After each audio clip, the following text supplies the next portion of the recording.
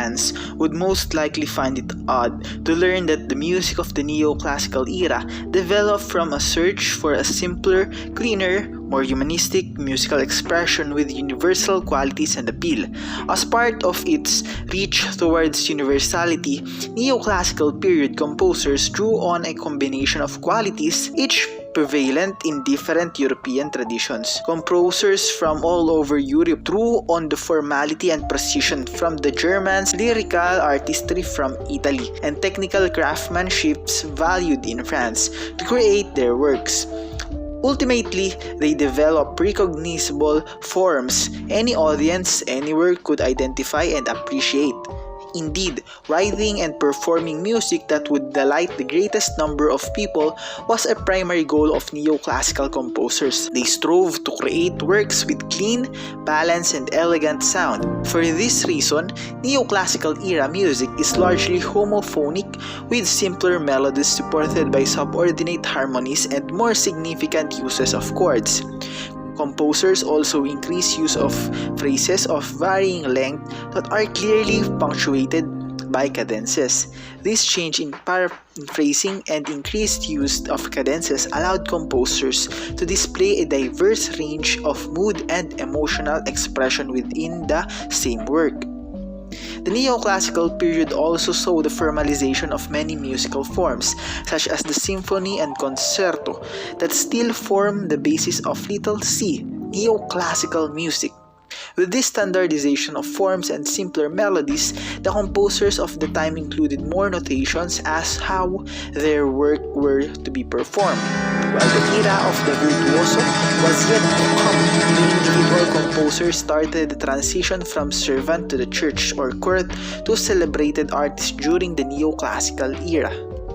Neoclassical era music didn't generate itself in a vacuum. Music evolved within the broader culture of the time, called the Age of Enlightenment, which shared some characteristic with the Renaissance. Most obviously, its return to the ancient world of Greece and Rome for cultural inspiration. Both periods were preceded by times where the church played a dominant role in society and the people were sublimated to its will. On an artistic level, values of organization and logic presented themselves through a more orderly aesthetic of balance and elegance. The visual of arts of the time are often called neoclassical because of their use of antiquity as a creative touchstone. In a musical context, this meant that the church was no longer a primary patron of musicians and composers, nor were noble courts. Aristocratic houses were important musical patrons in the neoclassical era, but a middle class with growing wealth wanted music in their homes and lives as well. Public music festivals and performances also began to grow. The middle class took an interest in becoming amateur musicians and hosts, not just audience member. These social shifts were the other forces that prompted a steady stream of simpler, more accessible music for the professional composers and musicians.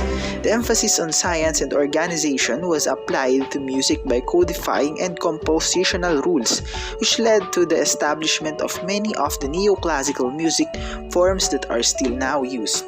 Hallmarks of neoclassical period music. Neoclassical values of rationalism, universality, cosmopolitanism, and elegance were the artistic inspirations for neoclassical era music. These neoclassical ideals manifested themselves in music using 1. Homophonic melodies to create clean, simple texture audiences could connect with. Harmonies composed based on formalized rules of harmonic function that support and work with the melody to enrich the texture in a balanced, controlled manner. Slower, more controlled dynamics such as the use of crescendo, diminuendo, and sforzando to provide a restrained emotional expression and more graceful transitions. A linear narrative with clear, balanced phrases punctuated by cadence. Pattern thematic development, often through a dialectic between contrasting themes or progressions through theme variations. Great variety within a piece through changes in key, dynamics, and melodies. A great example of neoclassical era device that encapsulates the aesthetic and philosophical values of the day. use of the antecedent or consequent melody, which presents a distinct linear melody underscored by a harmonious balance and a clear resolution marking the part's end. Here is an example from the first movement of Mozart's Symphony in C major K 551.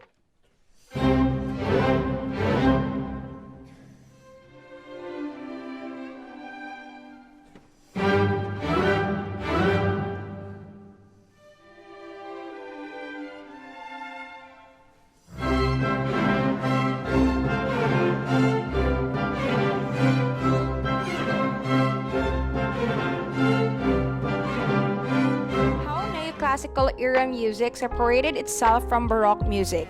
You can see the neoclassical era traits characterized by its natural, simpler style considered to be reflecting an objective standard of good taste, in clear relief when compared to Baroque music. Baroque music was more ornate, primarily polyphonic, with a more complicated texture, which gave it a profoundly unnatural sound, while neoclassical era music used its simpler textures to provide a more natural melodic ambience. While neoclassical era music has a linear foundation punctuated by clear, separate phrases that can each have their own emotional center, Baroque composition with cycled through melodic and rhythmic patterns that focus on one mood. Neoclassical era composers did away with passo continuo, the fixed continuous accompaniment that was the rhythmic and harmonic foundation of Baroque composition. Composers wrote specific accompanying bass lines and harmonies with each work that existed in equipoise to the melody. Neoclassical period composers provided increased notations as much of the artistic flourishes derived from tempo and dynamics, and as all the parts were written to combine into cohesive phrases throughout the work. The richly textured Baroque music, dominated in tone by the harpsichord, contrasts with more natural-sounding instruments preferred by the neoclassical era audiences, such as strings and woodwinds. Having noble provincial patrons rather than a local church or royal court with nearly unlimited resources often left neoclassical composers with fewer musicians of varying skill. This relative scarcity aligned nicely with Age of Enlightenment values of simpler, universal music that could be enjoyed and even performed by middle-class music aficionados. The result was the growth of chamber music during the neoclassical era. Examples include, first, forms of chamber music popularly played at outdoor concerts and festivals such as divertimento, serenades, and nocturnes.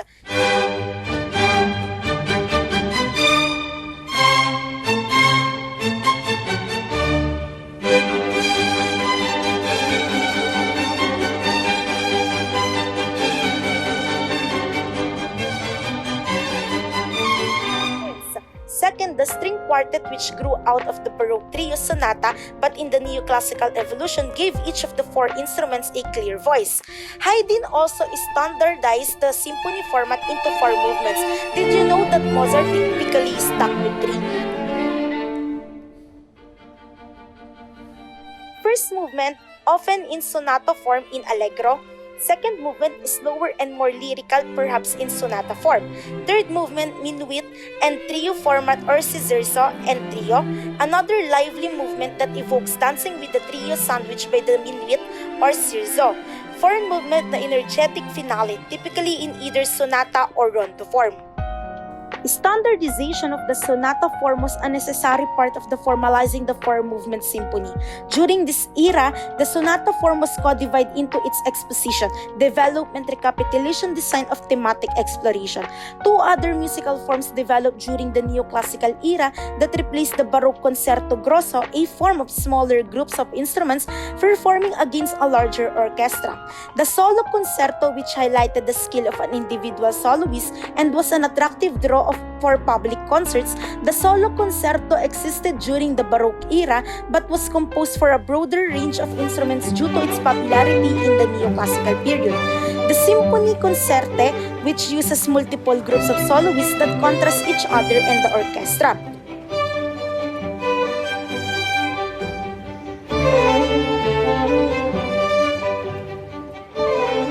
Another popular music format to appear during the neo-classical era was the comic opera.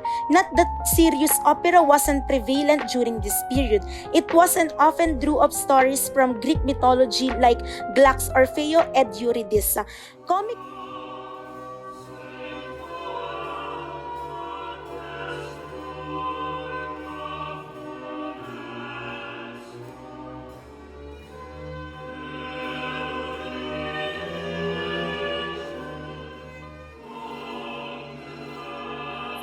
Comic opera or opera buffa told the stories of everyday people in crazy circumstances or in the epic search for love, not unlike the sitcom style of television but with more music.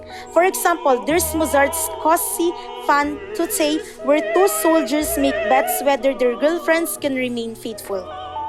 One of the main departures from the Baroque era was the disappearance of the harpsichord from neoclassical era composition. The pianoforte replaced it by the middle of the 18th century, but it wasn't a central instrument in the work as the harpsichord was. However, the appearance of the piano, much as we know it today, arrived by the late 18th century and neoclassical composers loved it, writing many concertos and sonatas. The strings took on a greater prominence due to their particular ability to best reflect the human voice. That human natural element was appealing to neoclassical audiences. Mozart formalized the violin sonata with piano accompaniment during the neoclassical era, which generally contained two movements. Mozart's violin sonata number 21 in E minor is the best example here.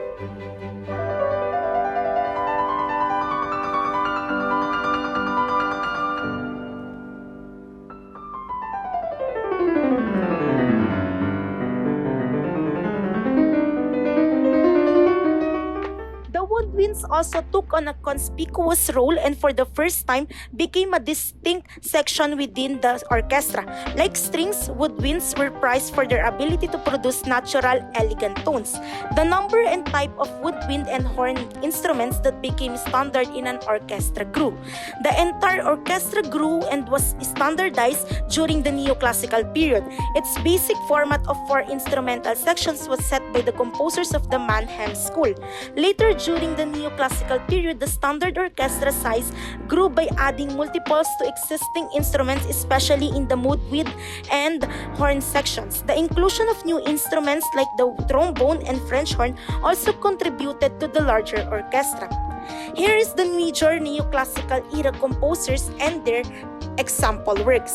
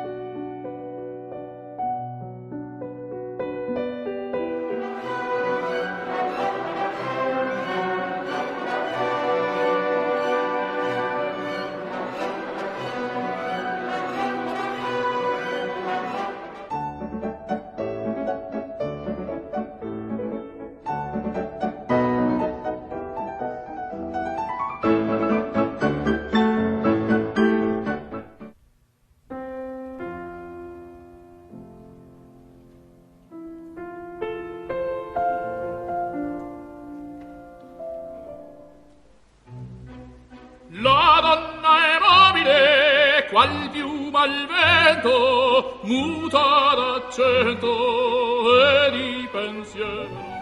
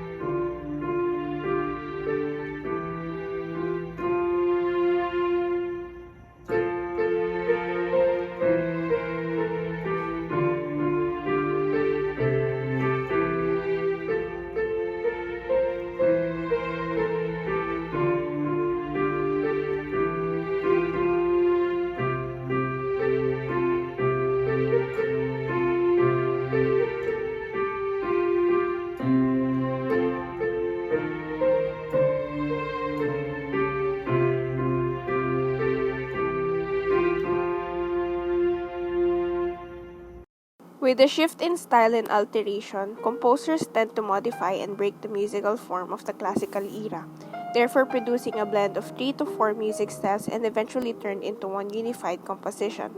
As it became more expressive and inventive, expansive symphonies, virtuosic piano music, dramatic operas, and passionate songs took inspiration from art and literature. The key features of the Romantic music style is the emotional expression, which is an important structure during this time as a reaction to the precedent era. There is an expansion in the usage of instrument and size of orchestra, alongside with the increasingly elaborate harmonic progressions and bigger range of dynamics. They used what is called rubato, which is the slight speeding and slowing down of the music. There is also a larger range in pitch compared to classical era, and a theme of nationalism is present as a composer used their music to celebrate the respective country and its beauty. One way composers created unique individual work was by connecting the movements of work through an organic unity. Organic unity is a fancy way of saying that works with multiple movements like symphonies, operas, and sonatas were tied together with a recurring melody or theme. An example of this is the four-note Fate motif from Beethoven's Fifth Symphony. Not only is the first movement of the symphony centered around those four notes, but the motif comes back in all the subsequent movements as well. These unifying themes were called different things by different Romantic composers. For example, Berlioz called this an idée fixe, while Wagner called it a leitmotif, a term still used today. Composers of the Romantic period often relied on the forms established in the classical period, but they also made changes to these forms to encompass their expressive musical interest. One way Romantic composers broke the rules of the classical style was by expanding forms, making them longer and adding lengthy introductions, longer developments, and dramatic closing codas to individual movements. Compositions of Beethoven as pioneer, like the Pastoral Symphony No. 6, describes countryside scenes where Beethoven himself walked and lived through.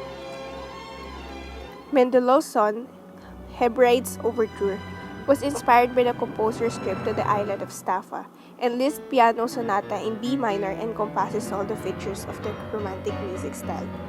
Here, we call the music style a program music, which is a composition without lyrics but only emotions played in the instruments such as string, woodwind, brass, percussion, and importantly the key or piano, and is often the language of the opera, taking tonality itself to breaking point.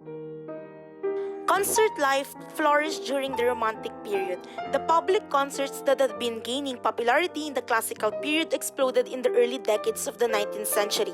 Governments as well as music societies established a concert series to be held throughout the year in a variety of venues. Large concert halls were erected to accommodate large performing orchestras and huge audiences. Composers could now earn money from the performance and publication of their works for such public concerts, rather than through composing solely for noble patrons or churches. Public concerts also took on numerous forms.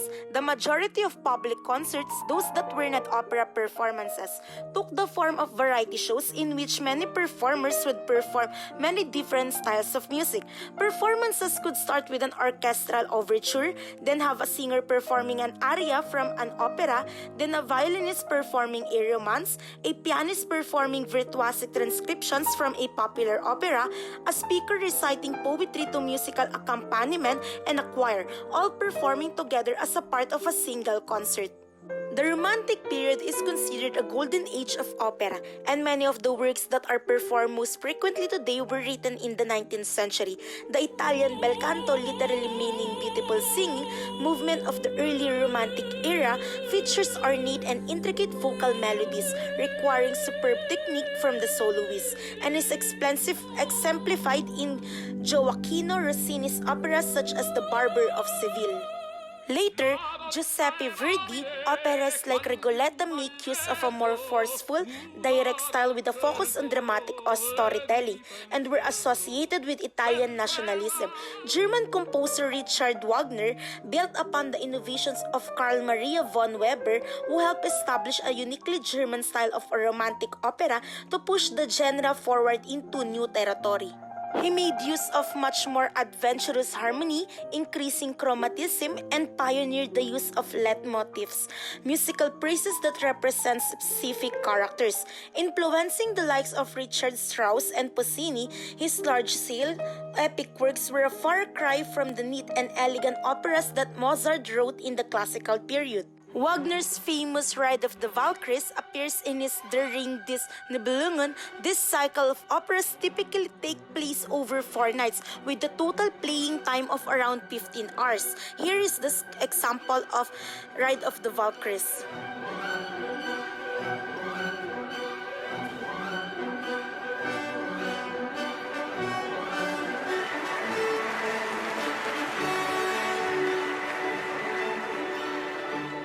The 19th century also saw the rise of the virtuosic performer, which led to the format of the solo recital which we are familiar today. Performer composers would write works to show off their brilliant technique and astound their public audiences.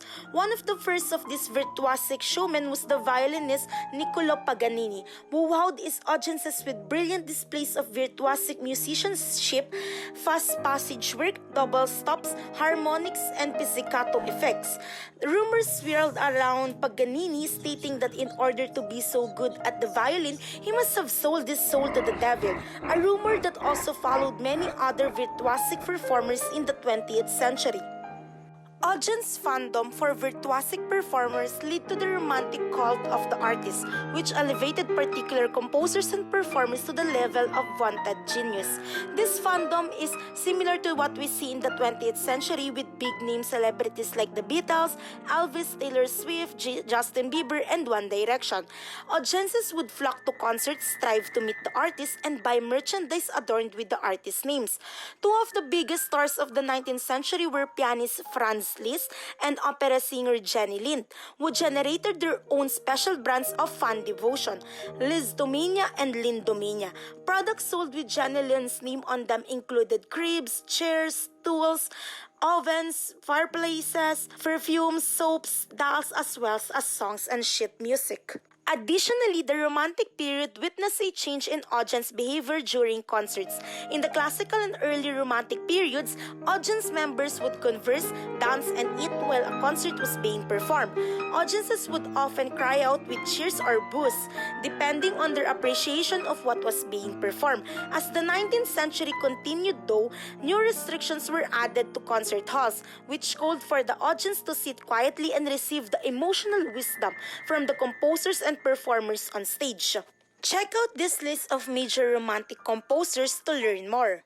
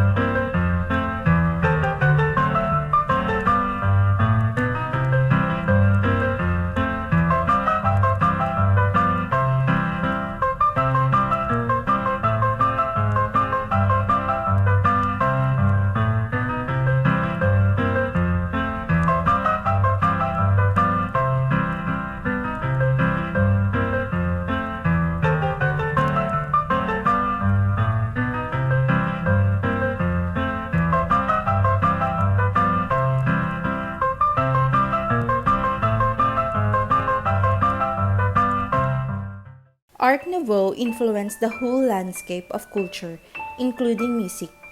The style is highlighted in music by the freedom in musical composition and search for originality rather than beauty. Art Nouveau is found in the expression of music of Debussy, Satie, and Ravel, among other artists. Music composers during this period favored rich texture in orchestration. The strong national feeling is common in the music that was composed during this period. The musical Art Nouveau did not have a proper school with musicians, categorized by the period in which they existed. Therefore, the criteria for including musicians in the movement are diverse. Concert life during Art Nouveau was greatly embraced by the people back then, especially the highlight of freedom and the musical composition of Art Nouveau music. With that, notable personas such as Strauss, demanding such profound skill and mastery from an orchestra, similar to what he has shown in Don Juan. In addition to this, Salome was greatly welcomed and adored by the public, but was criticized by the conservative elite. As for Debussy, Clair de Lune greatly had an impact upon these times, which was set in the larger composition's reference to Bergamo, Italy, which is considered to be the home of Harlequin, showing the connection of Debussy to the circus spirit. As for theater arts, the support of Sarah Bernhardt for Art Nouveau's twirling, dendrilic forms is frequently discussed in terms of her ability to self-promote and commercialize, rather than an evidence of a groundbreaking performance style that later helped drive the theater's Bergonic intermediality in the late 19th century and early 20th century. We may begin to appreciate Bernhardt's attempts to ensure that her theater developed into a mass medium that could and would reach new international audiences at the turn of the 20th century, when we consider her early and active link with the silent film from 1900s until her death in 1923. When dancers perform high kicks and lift their skirts as part of choreography, they are referred to as can-can. Moreover, can-can is an all-female production. When performed quickly, it is thought to have derived from the social dance known as quadrille, which is another type of dance intended to be performed by four couples together. Throughout the film, can-can is exemplified through its intricate footwork and cooperative dances, which is certainly visible throughout the film.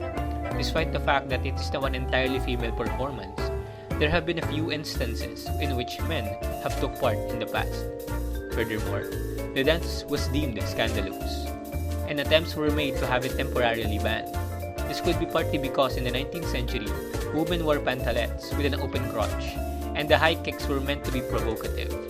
However, while it was been asserted that the management of the Moulin Rouge prohibited dancers from performing in revealing undergarments, there is no evidence for this claim. Here are some examples of composers and their songs.